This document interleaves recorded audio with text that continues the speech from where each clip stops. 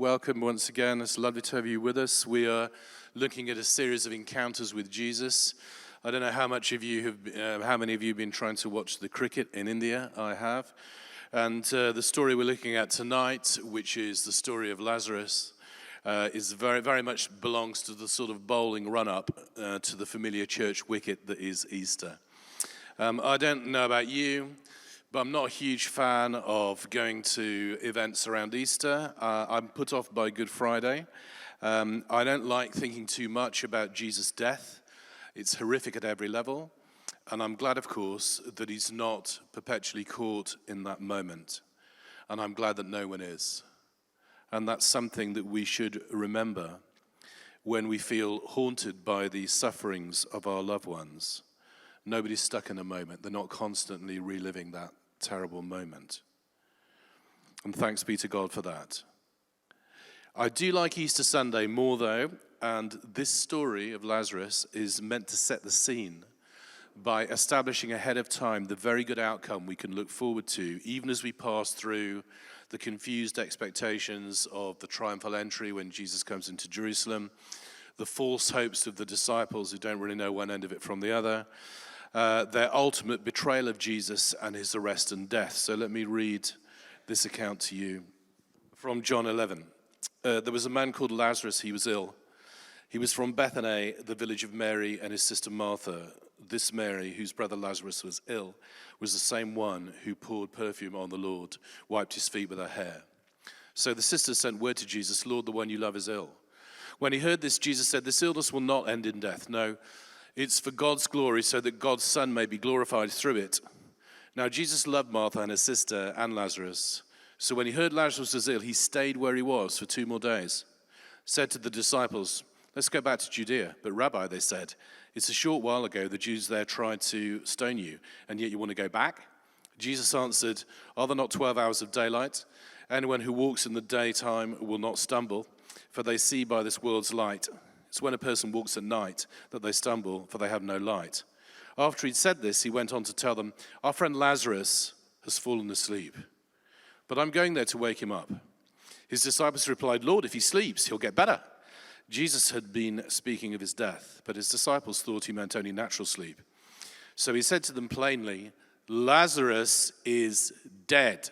And for your sake, I'm glad I was not there, so that you may believe. But let us go to him." Then Thomas, also known as Didymus, said to the rest of the disciples, "Yeah, let's go with him, that we may die with him." On his arrival, Jesus found that Lazarus had already been in the tomb for 4 days. Bethany was less than 2 miles from Jerusalem, and many Jews had come to Martha and Mary to comfort them in the loss of their brother. When Martha heard that Jesus was coming, she went out to meet him, but Mary stayed at home.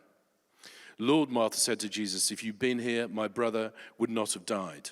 But I know that even now, God will give you whatever you ask." Jesus said to her, "Your brother will rise again." Martha answered, "I know he will rise again in the resurrection at the last day." Jesus said to her, "I am the resurrection and the life. The one who believes in me will live even though they die, and whoever lives by believing in me will never die. Do you believe this?" "Yes, Lord," she replied, "I believe you are Messiah, Son of God, who has come into the world."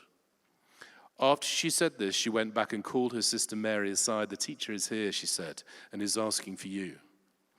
When Mary heard this, she got up quickly, went to him. Jesus had not entered the village, was still at the place where Martha had met him. And when the Jews who'd been with Mary in the house, comforting her, noticed how quickly she got up and went out, they followed her, supposing she was going to the tomb to mourn. When Mary reached the place where Jesus was and saw him, she fell at his feet and said, "Lord, if you had been here, my brother would not have died." When Jesus saw her weeping, and the Jews had come along with her also weeping, he was deeply moved in spirit and troubled. "Where have you laid him?" he asked. "Come and see," they replied. Jesus wept.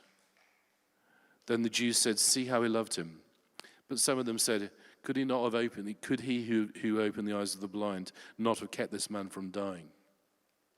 Jesus, once more deeply moved, came to the tomb. It was a cave with a stone laid across the entrance. "Take away the stone," he said. "But Lord," said Martha, the sister of the dead man, "by this time there is a bad odor. He's been in there 4 days." Jesus said, "Did I not tell you, if you believe, you will see the glory of God?" So they took away the stone. Then Jesus looked up and said, Father, I thank you that you've heard me.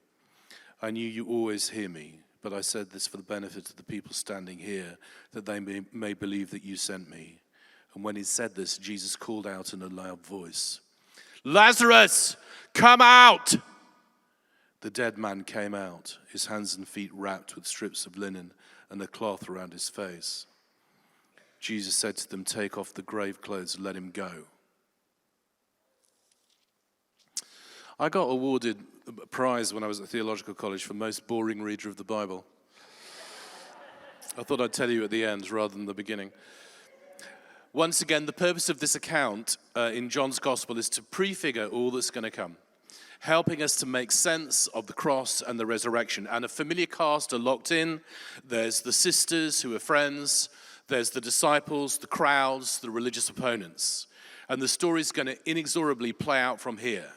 And the first thing to notice is that Jesus is absent at a time of desperate need, apparently not caring about the crisis that's going on in a friend's life, a crisis that could have been prevented, which everybody knows because Jesus has been healing people again and again.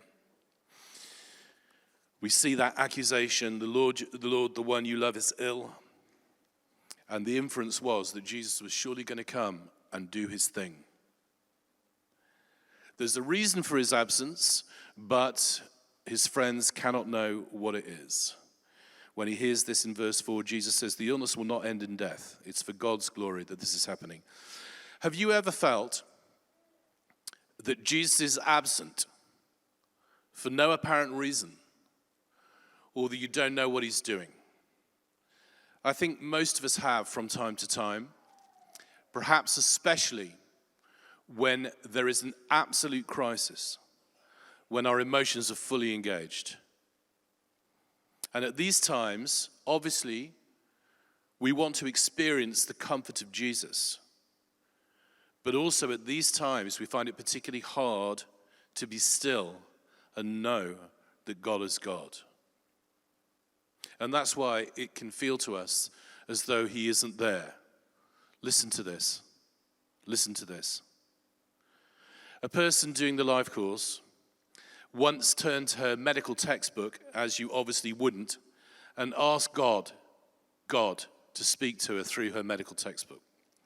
The pages contained, that she turned to, the page she turned to contained a psalm for no apparent reason. Her medical textbook.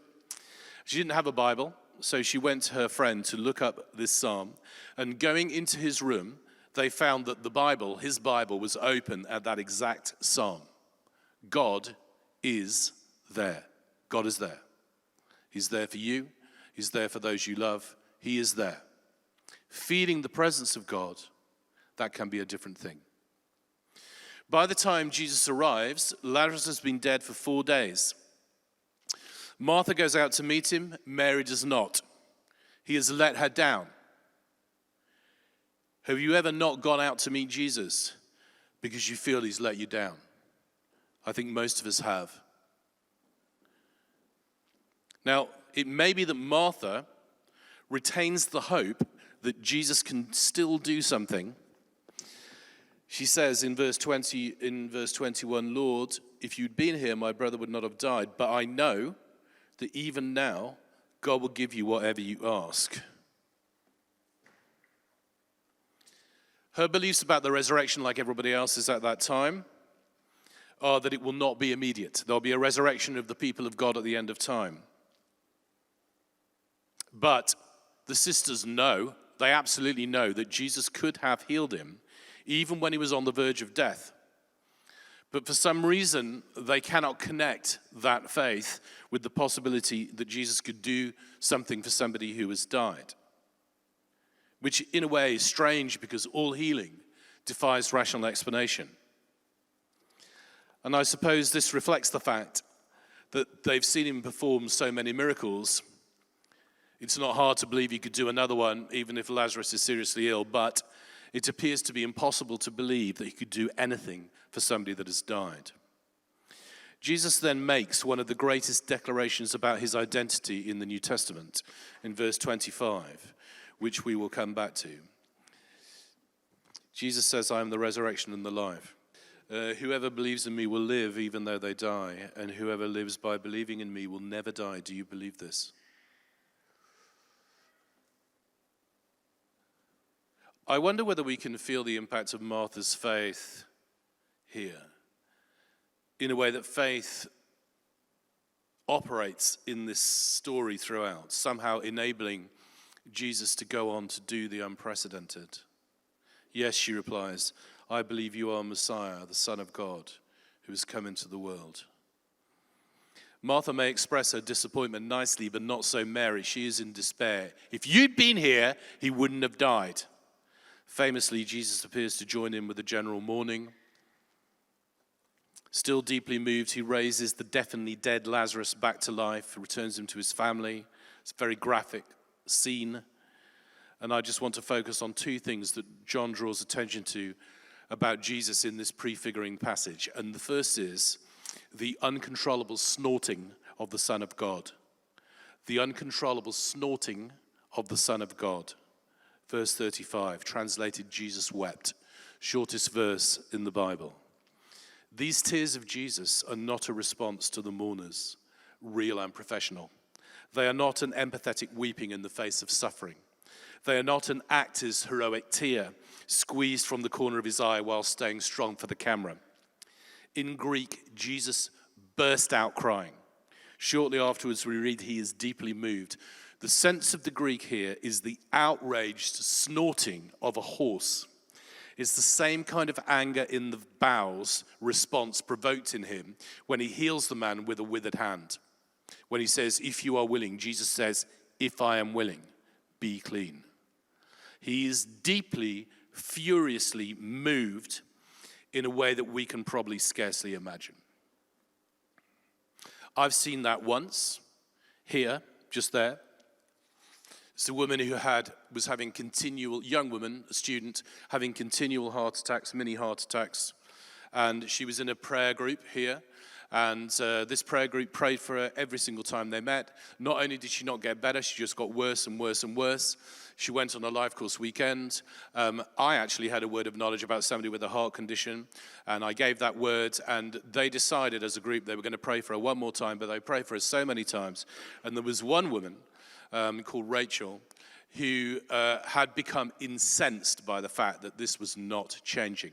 And I spoke to her afterwards, and she just said, I was absolutely furious. I was furious. This is not changing. Anyway, they all prayed, and then the person they were praying for looked at them and said, something has changed. And they said, well, obviously you need to go to the doctor. She was at the top of the transplant list. And basically she went for her regular checkup on a Monday. And the specialist said, we just need to retest our equipment because obviously there's something wrong with it because you appear to be absolutely fine, so that can't be right. Retest the equipment that didn't work, sent her to another hospital, same process, she's completely well. They took her off the list, they had to completely take her off the list. And Matt went to see her a few years ago after she left the church, went back to her home country, and she remains perfectly well. It's an incredible miracle. But partly, I think, wrought by the sheer spiritual fury of her friend. It is true that Jesus will never leave or forsake you. He promises that. It is true that in his house there are many mansions and that he's going there ahead of you to prepare a place specifically for you so that you can be with him forever. He promises that. It is true that we have a great high priest who dwells with us in the meantime during this life, who is fully sympathetic towards us in all our weakness. It is true that Jesus is a man of sorrows and acquainted with grief. And this means that Jesus is always by our side, by your side, that he will carry you and the people you love with him on into eternity, so that death is not the end, that he understands all of our many trials and tribulations. He's been through a lot of them, or similar or even worse himself. Jesus is an ever-present help in times of trouble, never part of the problem of suffering, always part of the solution when you are hurting. But none of this is what characterized the weeping of Jesus here. This is intense outrage in the face of. It is righteous fury. It is raw hatred of something that is profoundly wrong, death. This means more than, what a friend I found, closer than a mother-struck brother. More than that. That is wonderful. But this weeping means we've also found the one person who is able to do more than refuse to go quietly into the night. The one who doesn't just rage at the dying of the light, but is able to strip death of its power altogether. This miracle prefigures the greatest one ever. The resurrection of Lazarus shows very, very clearly that love and mercy and everlasting kindness win.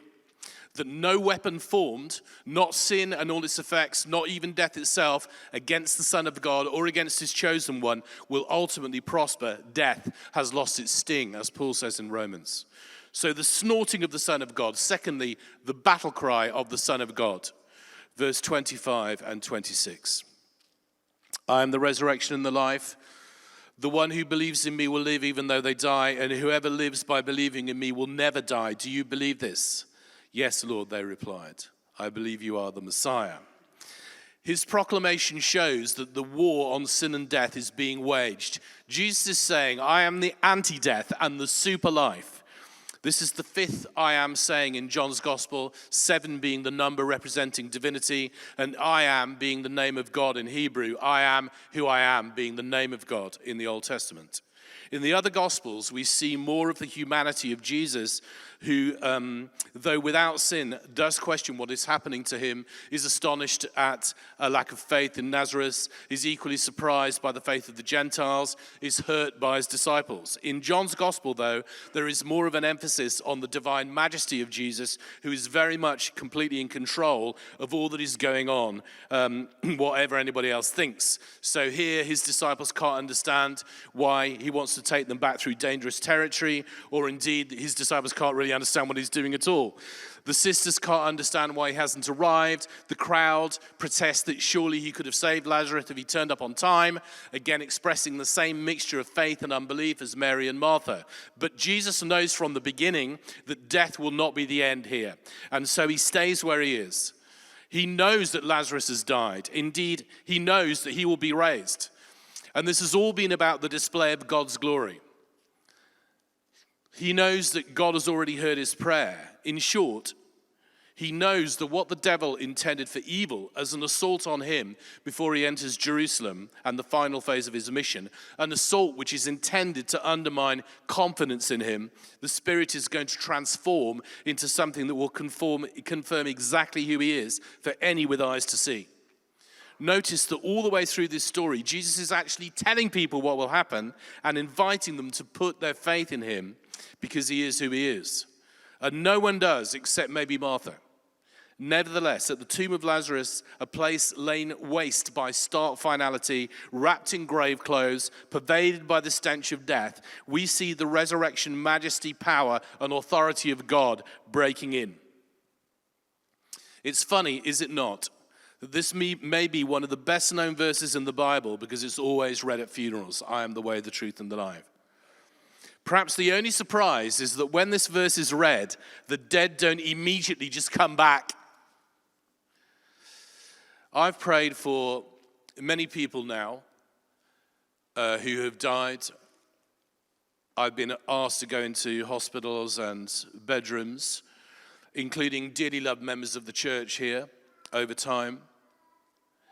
I've prayed for 3 people who have not died. One was a young boy who had meningitis, and he went way beyond the brain temperature that you can have without either losing all function or dying. And his family were in complete despair. And I went in the middle of the night and prayed for him, and he was made completely well. I didn't know that he would be made completely well. I just prayed for him. In this case, he was made completely well. Me and my first curate went to pray for a baby. We were asked to baptize this baby before the baby died in a hospital. And while we prayed for the baby changed color and came back and was completely well. There was a member of this church who got knocked over by a bike as he came out from behind a bus. The bike couldn't see him, fractured his skull. And basically, he was in hospital, and it was touch and go whether he would live. And this was a friend of mine, and his girlfriend was a Hindu, and she said to me, if he lives, I'll become a Christian. And I thought, game on. So I went into the hospital, and he and I had a perfectly normal, rational conversation about football and all kinds of things, and much worse than the brain injury. He was a Tottenham supporter. We talked about that, and basically, it completely normal. What I didn't know was that's the only conversation he'd had since he came in, and it was the only one he had for days afterwards. So we just had a perfectly normal chat. No one else did. He was made completely well. There have been times when God has used an idiot like me to see people come back from the dead. And do you know what? If you can use an idiot like me, he can use you. Even this impossible thing, even this, God can do. And I bear witness to that. Whether in this life or the next, we can be sure of the majestic triumph of the Son. We receive a unique insight here into how Jesus feels about sin and all its consequences. A unique insight into how God feels about death, the most severe consequence of sin.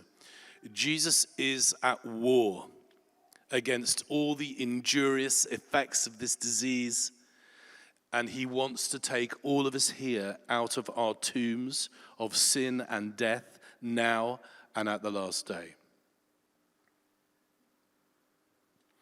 Now, what's happening at the moment, in the opinion of those of us who've been around for a while, is that God has brought a number of people who need help, who need healing, who need a new start, who've been knackered by the church or by other experiences of life and who haven't found a way of being able to walk upright, who are part of a generation characterized, for example, by mental illness and all the stuff we know. But you need to be an army. You need to be the snorting horse. You need to be the declarers of what is true about the Son of God. All authority in heaven and earth has been given to Jesus, and he's delegated it to idiots like us. That is incomprehensible, except that's what he did at the beginning. He chose a rag-tag group of useless people and empowered them. So they're about as useless as we are. We'll do on a comparison of 1 to 10. We're the same. But we need to transition from people on the back foot who are here in hospital-like terms receiving what we need into people who are giving it to other people who are in need. That is a process. I've seen that process go on many times, and if you just know at the moment I'm hospitalized, that's all right. You are welcome here. The end goal, though, is that you are doing it to the hospitalized and helping them to stand. That is what God wants, so that you are proactive in seeing the power of God through an idiot like yourself and bearing witness to that. That's why it's a good thing that Alec had a go at us singing in tongues.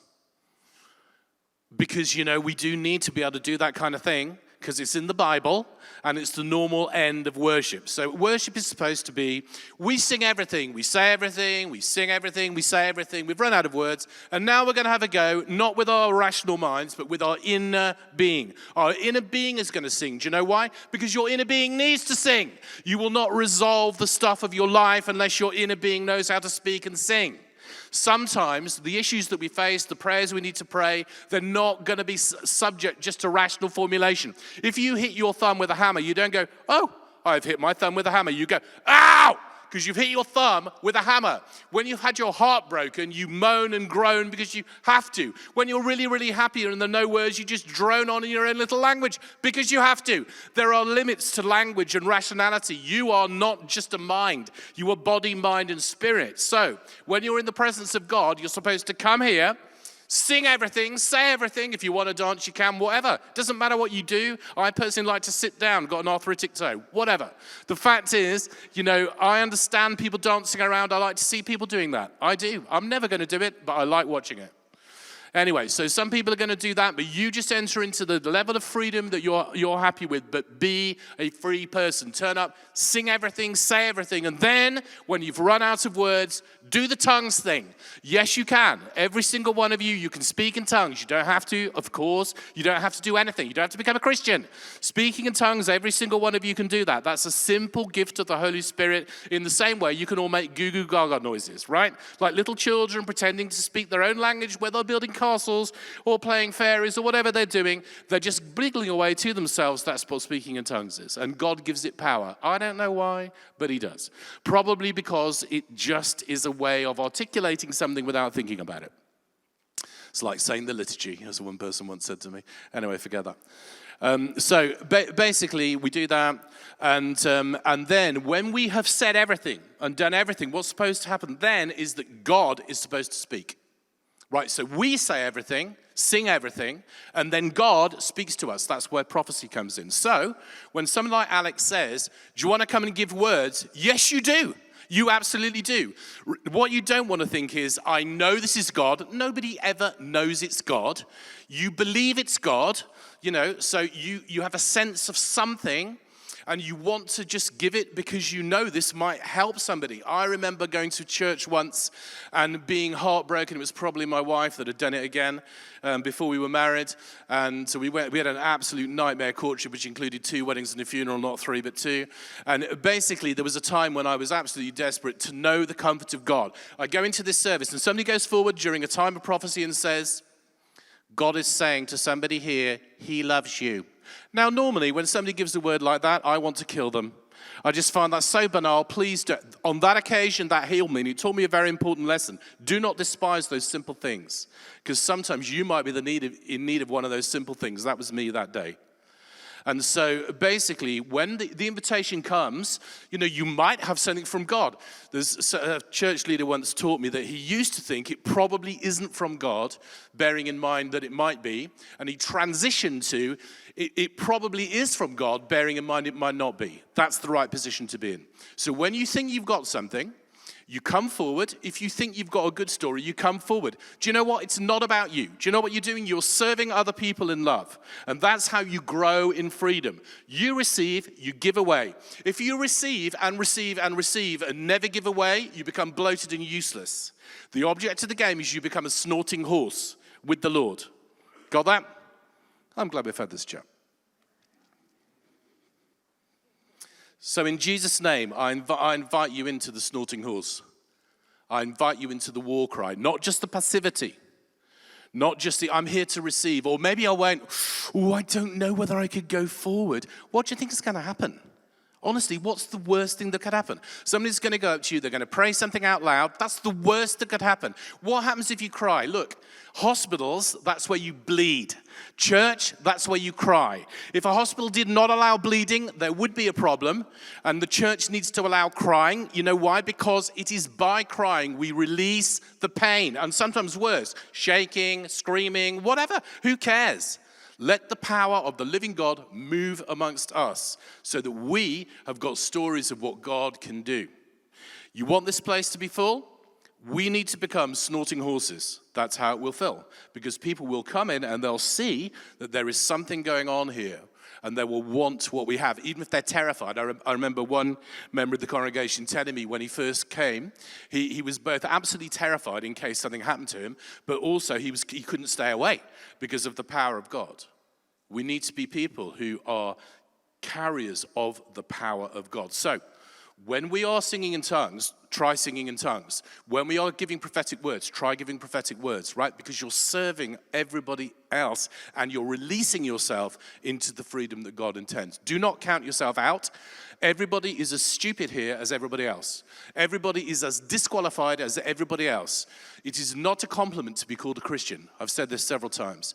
Jesus has come to find the sick and the weak and the useless, to shame the wise and the strong. So the reason it's so sick and weak and useless is because that's what we're like. And God likes that because he likes his power to come through the sick and the weak and the useless, not through those who are absolutely spectacular, beautiful looking, phenomenal musicians or whatever. It doesn't, those guys can do that. They can do it at the Super Bowl halftime show, right? It doesn't matter. What matters is something which points to God, which is a juxtaposition between our brokenness and weakness and the almighty power of the Lord. Amen? Let's stand.